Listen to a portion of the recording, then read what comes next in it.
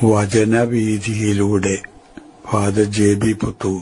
വിശുദ്ധ ലൂക്കാ രചിച്ച നമ്മുടെ കർത്താവ് യേശുമിശിഹായുടെ പരിശുദ്ധ സുവിശേഷം. അധ്യായം 20, 1 മുതൽ 8 വരെയുള്ള വാക്യങ്ങൾ. യേശുവിന്റെ അധികാരം. ഒരു ദിവസം അവൻ ദേവാലയത്തിൽ ജനങ്ങളെ പഠിപ്പിക്കുകയും സുവിശേഷം പ്രസംഗിക്കുകയും ചെയ്തുകൊണ്ടിരിക്കുമ്പോൾ പുരോഹിത പ്രമുഖന്മാരും നിയമജ്ഞരും ജനപ്രമാണികളോടുകൂടെ അവന്റെ അടുത്ത് വന്നു. അവർ അവനോട് പറഞ്ഞു, എന്തധികാരത്തിലാണ് നീ ഇതൊക്കെ ചെയ്യുന്നത്? അഥവാ നിനക്ക് ഈ അധികാരം നൽകിയതാര് എന്ന് ഞങ്ങളോട് പറയുക. അവൻ മറുപടി പറഞ്ഞു, ഞാനും നിങ്ങളോട് ഒന്ന് ചോദിക്കട്ടെ, ഉത്തരം പറയുവിൻ. യോഹന്നാന്റെ ജ്ഞാനസ്നാനം സ്വർഗത്തിൽ നിന്നോ മനുഷ്യരിൽ നിന്നോ? അവർ പരസ്പരം ആലോചിച്ചു. സ്വർഗത്തിൽ നിന്ന് എന്ന് പറഞ്ഞാൽ പിന്നെ എന്തുകൊണ്ട് നിങ്ങൾ അവനെ വിശ്വസിച്ചില്ല എന്ന് അവൻ ചോദിക്കും. മനുഷ്യരിൽ നിന്ന് എന്ന് പറഞ്ഞാൽ ജനങ്ങളെല്ലാം നമ്മെ കല്ലെറിയും.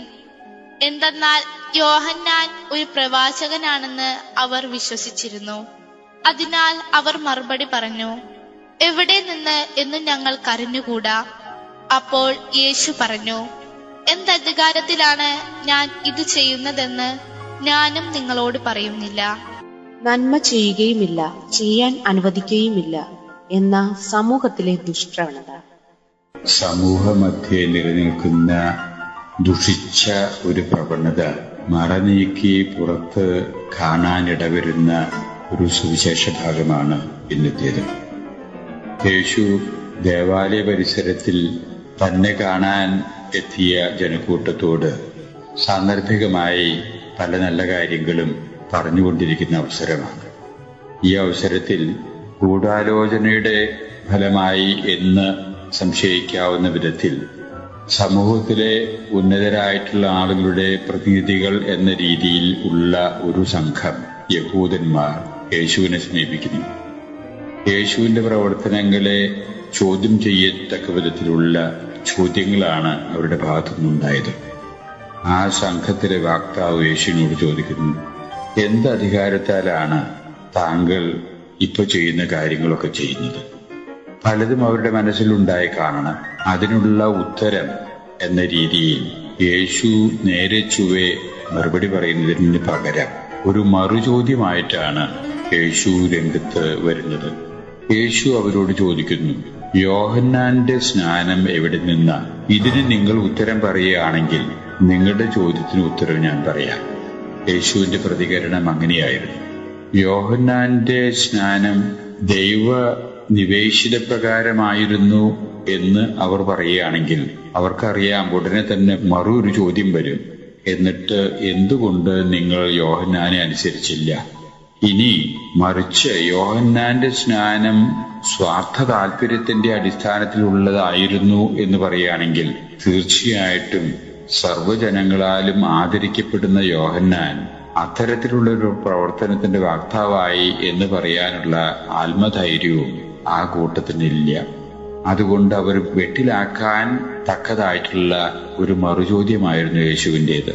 ഇത് മനസ്സിലാക്കിയ ആ യഹൂദ സംഘം ഒന്ന് ആലോചിച്ചതിന് ശേഷം എന്ത് പറഞ്ഞാലും തങ്ങൾ വെട്ടിലാകും എന്ന് ഉള്ള ബോധ്യത്തിന്റെ അടിസ്ഥാനത്തിൽ അവർ കൗശലപൂർവം ഞങ്ങൾക്ക് അറിഞ്ഞുകൂടാ എന്നൊരു ഉത്തരമാണ് നൽകിയത്.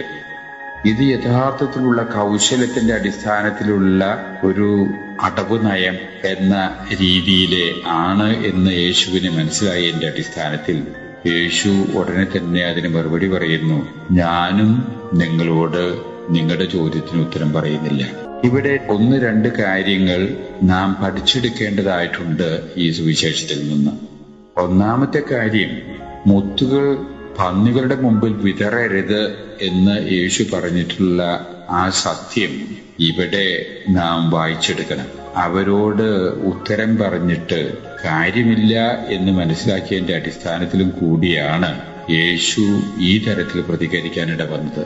അവർക്ക് അറിയാനുള്ള ആഗ്രഹം എന്നതിനേക്കാൾ അവർക്ക് യേശുവിനെ വാക്കുമുട്ടിക്കാനുള്ള ത്വരയാണ് ഉണ്ടായത്. അതുകൊണ്ട് ആ തരത്തിൽ തന്നെ യേശു അവരോട് പ്രതികരിക്കുന്നു. രണ്ടാമത്തെ സത്യം പഠിച്ചെടുക്കേണ്ടത്, നന്മ ചെയ്യാൻ വേണ്ടി ഏതെങ്കിലും ആളുകൾ എപ്പോഴെങ്കിലും മുന്നോട്ട് വരുമ്പോ നന്മ ചെയ്യുകയില്ല, ചെയ്യിക്കുകയും ചെയ്യില്ല. സ്വയമായിട്ട് ചെയ്യില്ല, അത് ചെയ്യാൻ അനുവദിക്കുകയില്ല. അങ്ങനെയുള്ള ഒരു ശക്തി എപ്പോഴും ഈ വ്യക്തിയുടെ നിഴലായിട്ട് പ്രവർത്തിച്ചു കൊണ്ടിരിക്കും സമൂഹത്തിലെ എന്ന യാഥാർത്ഥ്യം ഗ്രഹിക്കണം എന്നുള്ള പാഠവും ഇന്നത്തെ സുവിശേഷം നൽകുന്നു.